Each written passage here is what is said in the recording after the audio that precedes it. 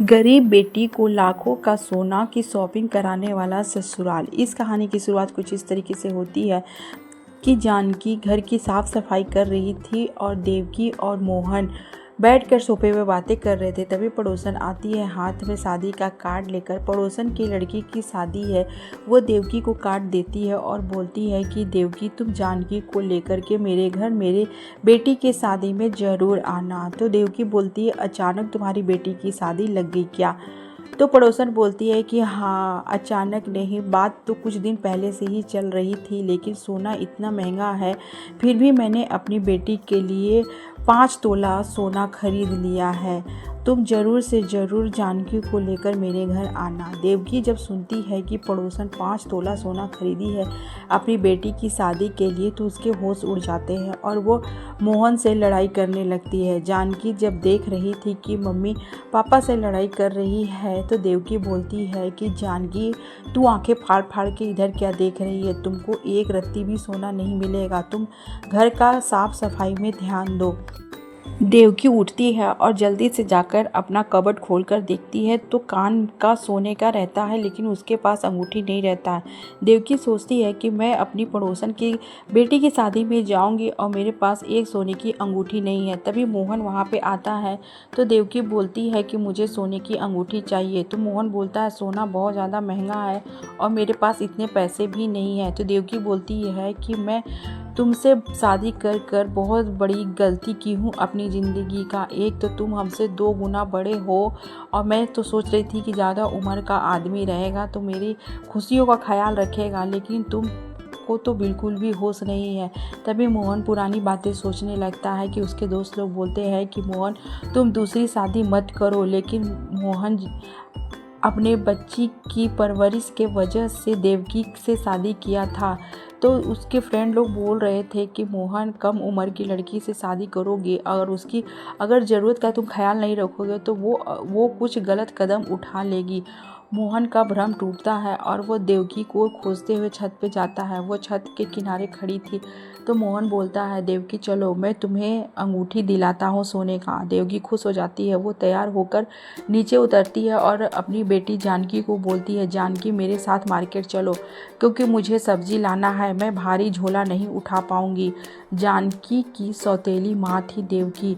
देवकी जानकी को लेकर के सुनार के यहाँ जाती है और अंगूठी पसंद करने लगती है।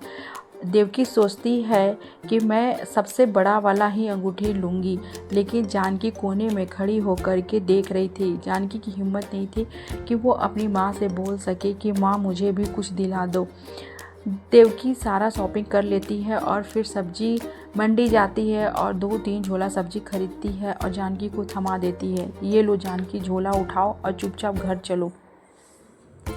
अगले दिन देवकी अच्छे से तैयार होकर अपने सोने की अंगूठी पहनकर और कान में गोल्ड रिंग पहनकर जाती है शादी में, जानकी को साथ में लेकर। जानकी को कुछ भी नहीं थी पहनने के लिए।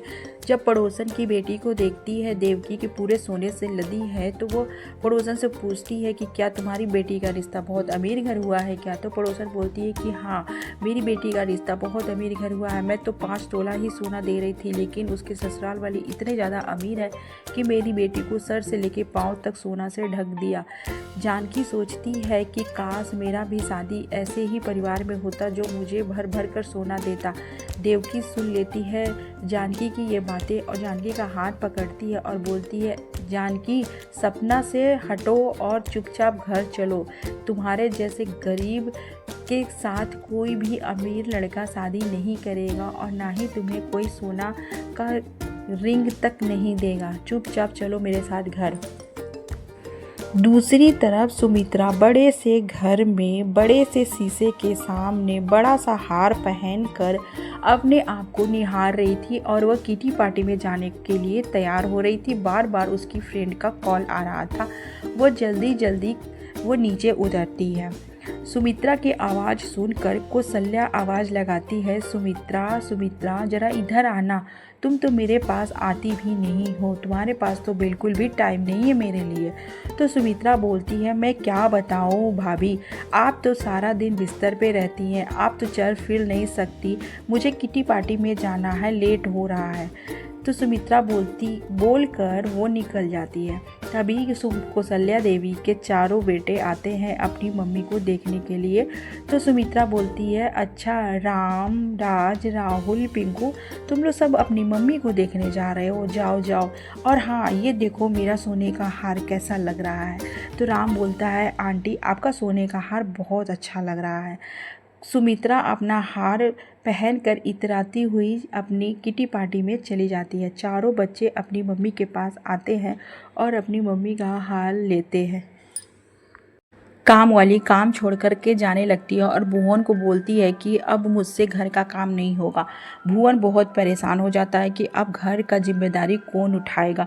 कौशल्या देवी बोलती है कि आप लड़की देखिए, राम की शादी करा देते हैं, एक बहू आ जाएगी तो कम से कम खाना का जिम्मेदारी तो ले लेगी। भुवन बोलता है, हाँ मैं इस बारे में बात करूँगा। तभी पंडित जी आते हैं और अपने हाथ में 2-3 लड़की का फ़ोटो लेकर के पंडित जी भुवन को दिखाते हैं एक फ़ोटो और बोलते हैं कि ये लड़की बहुत ही सुशील और संस्कारी है, आपके परिवार के लिए अच्छी रहेगी। तो भुवन बोलता है, पंडित जी ऐसे तो बहुत रिश्ते आए और गए, कोई भी अपनी लड़की देने को तैयार नहीं है, यहाँ पे कोई औरत नहीं है और मेरी पत्नी बिस्तर पे पड़ी है इसकी वजह से। तो पंडित जी बोलते हैं कि कोई बात नहीं है, ये जानकी बहुत ही सीधी और सुशील संस्कारी है, घर का काम काज भी अच्छे से संभाल लेगी। तो भुवन बोलता है कि अगर कोई लड़की गरीब भी होगी तो चलेगी। तो पंडित जी बोलते हैं कि हाँ, ये लोग ज़्यादा पैसे वाले नहीं हैं लेकिन फिर भी अच्छे हैं, इनके घर आपका रिश्ता हो जाएगा। तो पंडित जी के कहे अनुसार चारों बच्चे अपनी मम्मी को ये सारी बातें बताते हैं। कौशल्या देवी खुश हो जाती है। चारों बच्चे तैयार होते हैं और भुवन तैयार होते हैं। सभी लोग अंगूठी, चैन, सोने की घड़ी और सोने का ब्रेसलेट पहनते हैं और सब अच्छे से तैयार होने लगते हैं। राहुल बोलता है कि मेरा भी सोने का ब्रेसलेट दे दो। सभी लोग जो हो सके अपना सोना पहन लेते हैं। राम, राहुल, राज, पिंकू और भुवन और सभी लोग एक बड़ी सी कार में बैठकर जानकी के घर जाते हैं लड़की देखने के लिए। लड़की को देखते हैं, जानकी पानी लेकर के आती है और सभी को देती है पीने के लिए। सभी लोग चाय पीते हैं, पानी पीते हैं, नाश्ता करते हैं। और भुवन जब जानकी को देखता है तो भुवन को अच्छी लगती है जानकी और भुवन बोलता है कि मोहन भाई, मुझे आपकी बेटी पसंद है अपने बेटे राम के लिए, अगर आप हाँ बोले तो ये रिश्ता तय हो जाएगा। जानकी जब पानी लेके आई थी तो वो देखती है कि सभी लोग सोने का चैन, सोने का अंगूठी, सोने की घड़ी और ब्रेसलेट पहने हैं। वो तो सोचती है काफ़ी अमीर पैसे वाले लोग हैं, पता नहीं मेरा रिश्ता इसके घर हो पाएगा भी या नहीं। लेकिन रिश्ता तय हो जाता है। देवकी और मोहन दोनों लोग जाते हैं शॉपिंग करने के लिए। तो मोहन एक सोनार की दुकान पे खड़ा होकर देवकी को बोलता है कि अब मेरी बेटी की शादी हो रही है देवकी, तो चलो एक सोने का चैन ही खरीद लेते हैं। देवकी बोलती है, सोने का चैन खरीदने के लिए पैसे नहीं है मेरे पास, जो साड़ी कपड़ा 2-4 तो देना है वही दे करके तुम्हारी बेटी को विदाई कर देंगे। सारा पैसा तुम्हारी बेटी की शादी में खर्च नहीं करना है, मुझे अपने लिए भी पैसे बचाने हैं। मोहन कुछ नहीं बोलता है, चुपचाप घर आ जाता है। सारा खर्च भुवन के परिवार वाले उठाते हैं और जानकी का विवाह राम के साथ हो जाता है और वो एक बड़े से मकान में, बड़े से फैक्ट्री के मालिक के घर में बहू बन कर के आ जाती है। अच्छे से चारों भाई और पिताजी मिलकर जानकी का वेलकम करते हैं और चारों भाई जब आपस में बातें कर रहे थे कि चलिए सारे चीज़ों का हम लोग पैसा चुकता कर देते हैं, तो चारों भाई और पापा चले जाते हैं पैसा चुकता करने। तो पड़ोसन लोग बैठी थी तो सुमित्रा से बातें करती है कि क्या हुआ बहन जी, नई बहू आपके घर आई है लेकिन एक भी सोना नहीं पहनी है। तो सुमित्रा बोलती है कि हाँ बहन जी, आप बिल्कुल सही कह रही हैं, जानकी तो अपने साथ कुछ भी सोना लेकर के नहीं आई है। मैं तो सोच रही थी कि जानकी आएगी तो अपने साथ बहुत ढेर सारा सोना लेकर के आएगी, लेकिन एक तो अंगूठी भी नहीं लाई है सोने का। तो जानकी अपने मन में सोचती है कि मेरे घर वाले सोना नहीं दिए तो आप लोग कौन सा हमको सोना दे दिए, आप लोग भी तो कुछ भी नहीं दिए। तभी वहाँ पे राम आता है और बोलता है कि जानकी चलो मेरी माँ का आशीर्वाद ले लो। तो जानकी कौशल्या देवी के कमरे में जाती है तो क्या देखती है कि कौशल्या देवी बिस्तर पे पड़ी हुई हैं। तो कौशल्या देवी बहुत खुश हो जाती हैं अपनी बहू को देख के और बोलती हैं कि बेटा तुम ये मत सोचना कि सासू माँ बिस्तर पे पड़ी है तो हमको खूब सेवा करना पड़ेगा। यहाँ पे नौकर चाकर लगे हुए हैं, तुम्हें बस पूरे परिवार का अच्छे से ख्याल रखना है। तो जानकी बोलती है कि कोई बात नहीं है मम्मी जी, मैं पूरे घर को अच्छे से संभालूंगी और मैं आपका भी सेवा करूंगी। तो कौशल्या बोलती है कि अरे बेटा तुमने तो मेरा दिल ही जीत लिया। कौशल्या जानकी को अपने गले से लगा लेती है और उधर सुमित्रा अपने पति से कहती है कि अगर मेरी बेटी होती तो मैं उसका शादी करके विदाई कर देती, अगर मेरा बेटा होता तो मेरे घर में भी बहू आती, लेकिन भगवान की मर्जी देखिए, न मेरा बेटा है न बेटी है। तो सुमित्रा के पति बोलते हैं कि कोई बात नहीं है, ज़िंदगी में सबको सब कुछ नहीं मिलता है, इसके लिए मन छोटा करना ठीक नहीं है। जानकी बहू अच्छे से तैयार होकर किचन में आती है और चाय बनाती है और जाकर चाय अपनी मम्मी जी को देती है पीने के लिए और उन्हें उठाकर बैठाती है, उनका पूरा कपड़ा चेंज करती है और गीले टॉवेल से उनका शरीर साफ करती है, नया वस्त्र पहनाती है, बाल झाड़ती है और अच्छे से तैयार करके उनको बैठाती है। कौशल्या देवी खुश हो जाती है कि अरे बेटा तुमने तो मेरा सेवा करना स्टार्ट कर दिया, लेकिन बेटा मेरा तुम सेवा मत करो, बस तुम घर परिवार का ध्यान रखो और टाइम से सबको खाना नाश्ता दे दो। तभी चारों भाई उठकर आते हैं तैयार होकर के ऑफिस जाने के लिए। तो भुवन बोलता है कि जानकी अगर तुमने सासू माँ को चाय पिला दिया तो बेटा हम लोगों का भी नाश्ता लगा दो। तो जानकी तुरंत जाती है किचन में और सभी के लिए आलू का पराठा, धनिया की चटनी और बूंदी का रायता, सैलेड और मीठे में खीर बनाती है और सभी को देती है खाने के लिए। जानकी के हाथ का बना हुआ खाना सभी लोग खाते हैं तो बहुत ज़्यादा खुश हो जाते हैं कि अरे वाह, जानकी के हाथों में तो बिल्कुल माँ वाला टेस्ट है। जानकी तो तुम बहुत अच्छा आलू का पराठा बनाई हो। भुवन बोलता है कि बेटा तुमने बहुत अच्छा नाश्ता बनाया है। सभी लोग नाश्ता करते हैं, अपना टिफ़िन लेते हैं और अपने ऑफिस चले जाते हैं। तभी काम वाली आती है तो जानकी बोलती है काम वाली से कि आज से तुम्हारी छुट्टी। काम वाली बोलती है क्यों? तो जानकी बोलती है अब मैं इस घर को संभालूंगी, तुम जाओ। जानकी तुरंत झाड़ू उठाती है, पूरे घर की डस्टिंग करती, क्लीनिंग करती है, पोछा मारती है और फिर दोपहर का खाना बनाती है और सभी को खिलाती है। रात में डिनर के समय जानकी बहू कौशल्या देवी को उठा कर लाती है और डाइनिंग टेबल पर बैठाती है और सभी के साथ खाना परोस कर देती है खाने के लिए। तो कौशल्या देवी को बहुत अच्छा लगता है अपने परिवार के साथ बैठकर खाना खाना। तो राहुल बोलता है कि भाभी आपको कैसे पता कि मुझे आलू की सूखी सब्जी पसंद है? तो राज बोलता है कि भाभी आपको कैसे पता कि मुझे मटर पनीर की सब्जी पसंद है? तो जानकी बोलती है कि मैं आप लोगों की पसंद जानती हूँ। तो कौशल्या देवी बोलती है कि नहीं बेटा, ये दोपहर में मेरे पास आई थी और सभी के पसंद के बारे में पूछ रही थी तो मैंने इसे बताया है, इसीलिए वो सभी के पसंद का खाना बनाई है। तब सभी लोग खाना खाते हैं और रूम में जाकर टीवी देखने लगते हैं। तो जानकी तुरंत पॉपकॉर्न बनाती है और सभी को देती है खाने के लिए और चाची अपना सोने का हार और अंगूठी पहनकर किटी पार्टी में जा रही थी। तो इतराती हुई जानकी को बोलती है कि जानकी बहू मैं जा रही हूँ किटी पार्टी में, तुम दरवाज़ा बंद कर देना। राज बोलता है कि राम भैया जितने अमीर आंटी लोग हैं उतने ही अमीर हम लोग हैं, लेकिन आंटी अपने गहनों का दिखावा कितना करती है। इतना बोलकर सभी लोग हंसने लगते हैं। जानकी बहू जब रूम में आराम कर रही थी तो चाची जी आती हैं और बोलती हैं कि जानकी अगर फ्री हो तो मेरे साथ शॉपिंग करने सोनार की दुकान चलो। तो जानकी तैयार होकर सोनार की दुकान जाने लगती है, लेकिन आंटी के हाथ में चोट लगा था। तो जानकी बोलती है कि आंटी आप बैठिए, मैं कार चला लेती हूँ। तो आंटी बोलती हैं कि जानकी तुम्हें कार चलाना आता है क्या? तो जानकी बोलती है मेरी फ्रेंड के पास कार था तो मैंने ड्राइव करना सीख लिया। जानकी लेकर के जाती है सोनार की दुकान और ढेर सारा शॉपिंग करती है कौशल्या देवी, लेकिन जानकी को कुछ भी नहीं दिलाती हैं। जब वो अंगूठी पसंद कर रही थी तो जानकी बोलती है कि आंटी जी ये वाली डिज़ाइन लीजिए, ज़्यादा अच्छी लग रही है। तो सुमित्रा बोलती है कि तुम तो अपने साथ एक भी गहना लेकर के आई नहीं हो, तुम्हें क्या फ़र्क है गहनों की? तुम चली हो मुझे बताने के लिए। वो इतना तेज़ से बोलती है कि जितने भी कस्टमर थे सभी लोग जानकी की ओर देखने लगते हैं, लेकिन जानकी को इस बात का बुरा नहीं लगता है। वो अपनी आंटी को शॉपिंग कराती है और कार से घर लेकर के आती है।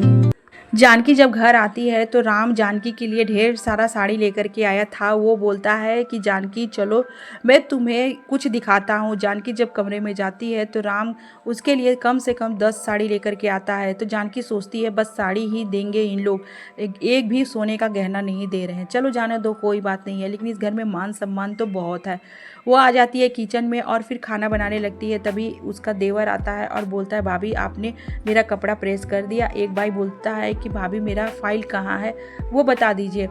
जानकी सभी परिवार का अच्छे से ख्याल रखती है। वो सासू माँ के कमरे में जाती है और सासू माँ का बाल में कंघी करती है, उनका कपड़ा चेंज करती है और फिर उन्हें अच्छे से साफ सुथरा कर सुला देती है। तो कौशल्या देवी बोलती है कि बेटा तुम्हारी आंटी 2 दिन से दिखाई नहीं दे रही है, जाओ उनके कमरे में देख लो, उनका हाल चाल तो सही है। जानकी खाना बनाती है और फिर अपने आंटी के कमरे में जाती है तो क्या देखती है कि सुमित्रा सोई थी, उसे बुखार था। वो बोलती है क्या हुआ आंटी, आपने हमें आवाज़ देकर क्यों नहीं बुलाया। तो सुमित्रा बोलती है नहीं बेटा, बस थोड़ी सी थकान है। जानकी आंटी को चाय पिलाती है और उनका कमरा साफ करती है और उन्हें दवा देकर के सुला देती है और बोलती है सुमित्रा आंटी अगर आपको किसी चीज़ की ज़रूरत होगी तो मुझे बुला लीजिएगा। जानकी नीचे जाती है तो चारों भाई बोलते हैं कि तुम तैयार हो जाना, शाम को हम सभी लोग को पार्टी में जाना है। तो जानकी बोलती है कि नहीं मैं पार्टी में नहीं जाऊंगी, मैं यहाँ पे किसी को भी नहीं जानती। तो ससुर जी बोलते हैं कि बेटा आओगी जाओगी तभी तो जान पहचान बनेगी। शाम को सभी लोग तैयार होते हैं और फिर पार्टी में जाते हैं। जानकी एक भारी सा साड़ी पहन करके जाती है पार्टी में, वहाँ उसकी फ्रेंड शिप्रा मिलती है। तो ससुर जी बोलते हैं कि जाओ बेटा तुम अपनी फ्रेंड से बातें कर लो। तो शिप्रा बोलती है कि मैंने सुना है कि तुम्हारा बहुत अमीर घर शादी हुआ है, लेकिन तुम तो एक भी सोने का गहना नहीं पहनी हो। तो जानकी बात को छुपाते हुए बोलती है कि अरे क्या बताऊं मैं, मेरे पास तो बहुत ढेर सारा सोने का गहना है, लेकिन मुझे पार्टी में सोने का गहना पहनकर आना पसंद नहीं था, इसीलिए मैंने नहीं पहना। पिंकू ये सारी बातें सुन लेता है और वो जाकर अपने पापा और अपने भाइयों को बताता है कि भैया हम लोगों से बहुत बड़ी मिस्टेक हो गई, हम लोग भाभी को एक भी सोने का गहना नहीं दिए और उनकी सहेली पूछ रही है गहना के बारे में। तो भुवन बोलता है कि हाँ ये तो बहुत बड़ा मिस्टेक हो गया, अब चलो हम लोग बहू के लिए गहने की शॉपिंग करते हैं। पिंकू बोलता है कि पापा भाभी ने हम लोगों की इज्जत बचा ली, वो हम लोगों की बेइज्जती अपनी फ्रेंड के सामने नहीं की और बारीकी से झूठ बोल दिया। तो भुवन बोलता है कि मैं समझता हूँ कि बहू बहुत समझदार है, वो हम लोगों की बेइज्जती नहीं होने देगी।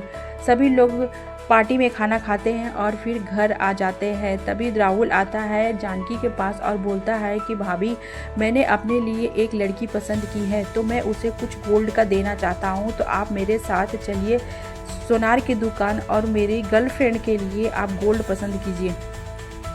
जानकी तैयार होकर के राहुल के साथ सोनार की दुकान जाती है। राहुल पतला सा हार पसंद करता है तो जानकी बोलती है कि नहीं नहीं राहुल जी, आपकी होने वाली पत्नी के लिए इतना पतला हार अच्छा नहीं लगेगा, आप रानी हार लीजिए। राहुल बोलता है कि ये छोटी अंगूठी सही रहेगी ना भाभी। तो भाभी बोलती है कि नहीं इतनी छोटी अंगूठी अच्छी नहीं लगेगी, आप ये बड़ी वाली अंगूठी लीजिए और ये कमर धनी भी लीजिए और ये मांग टीका थोड़ा हैवी होना चाहिए कि जो भी नई दुल्हन पहने तो लगे कि हाँ उसने कुछ गोल्ड पहना है, और ये अंगूठी और बड़ी साइज़ की लीजिए और ईयरिंग तो थोड़े बड़े बड़े और हैवी होने चाहिए। जानकी सारा शॉपिंग अपने पसंद से करती है अपनी देवरानी के लिए और लाखों का गहना खरीदता है राहुल और फिर अपनी भाभी को लेकर के घर आ जाता है। घर आने के बाद जानकी सोचती है कि चलो मुझे तो एक भी सोने का गहना नहीं मिला, चलो मेरी देवरानी कम से कम सोने का गहना तो पहनेगी।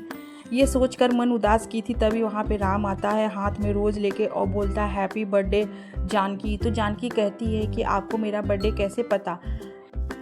तो राम बोलता है कि तुम्हारे शादी के कार्ड में तुम्हारा डेट ऑफ बर्थ था तो मुझे पता चल गया।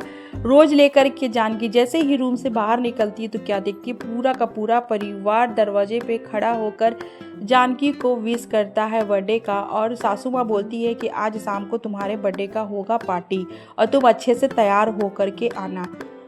राहुल अपनी भाभी के लिए एक महंगी सी साड़ी लेकर के आता है और बोलता है, भाभी आज की पार्टी का ड्रेस ये है आपका। तो जानकी वो साड़ी पहनकर निकलती है तो पापा जी बोलते हैं कि बच्चों, जो गोल्ड तुम लोग खरीद कर लाए हो वो अपनी भाभी को दे दो। तो जानकी को आश्चर्य होता है और वो बोलती है कि वो तो गहने सारे देवरानी के लिए थे ना, राहुल जी की गर्लफ्रेंड के लिए। तो भुवन बोलता है कि नहीं बहू, ये गहने सब तुम्हारे लिए हैं, क्योंकि शादी में हम लोग तुमको कुछ भी नहीं दिए। हम लोगों के दिमाग से निकल गया कि सोना भी बहू को दिया जाता है, और ये राहुल झूठ में बोलकर अपनी गर्लफ्रेंड के लिए शॉपिंग कराया। ये सारा गहना की शॉपिंग तुम्हारे लिए था। जानकी बहुत खुश हो जाती है लाखों का गहना देखकर। तो पापा जी बोलते हैं कि अब देरी मत करो, पार्टी का टाइम स्टार्ट हो गया है, अब जाओ तुम जल्दी से ये सारे गहने पहनकर आओ। जानकी जाती है और पूरा गोल्ड पहनकर जब पार्टी में इंटर करती है तो सभी की आंखें खुली की खुली रह जाती है। इतना ज़्यादा गोल्ड पहनकर आई थी। देवकी और मोहन भी उस पार्टी में आए थे। जानकी केक कट करती है और पहला पीस अपनी सासू माँ को खिलाती है और दूसरा पीस सासू आंटी को खिलाती है, सुमित्रा आंटी को, और तीसरा पीस अपनी मम्मी देवकी को खिलाती है और बोलती है, मेरी 3 मम्मी, एक मेरी मम्मी जी और एक मेरी आंटी मम्मी और एक मेरी मम्मी। वो इतना बोलकर अपनी मम्मी के पास जाती है और अपना रानी हार निकाल कर अपनी मम्मी को पहना देती है और बोलती है कि मम्मी, मैं जानती हूँ कि आपका बहुत सपना था रानी हार लेने का, लेकिन पापा का पोजीशन नहीं था कि वो आपको रानी हार दिला सके। मैं आपको ये रानी हार गिफ्ट देती हूँ। देवकी की आंखों में आंसू आ जाता है। वो अपना हार उतारती है और फिर जानकी को देती है और बोलती है कि बेटा, मुझे माफ़ कर दो। मैं तुम्हारी सौतेली माँ हूँ, लेकिन मैं कभी भी तुम्हारी माँ नहीं बन सकी। हर कदम पे, हर वक्त मैंने तुम्हारा अपमान किया और तुम मुझे इतना सम्मान दे रही हो। मुझे माफ़ कर दो बेटा। मैंने तो तुम्हें एक सोने का अंगूठी तक नहीं दिया और तुम्हारे ससुराल वाले लाखों का गहना दिया। जानकी अपनी मम्मी को गले से लगाती है और बोलती है, बीती बातों को मम्मी भूल जाओ और इस रिश्ते की फिर से शुरुआत करते। सभी लोग हंसी खुशी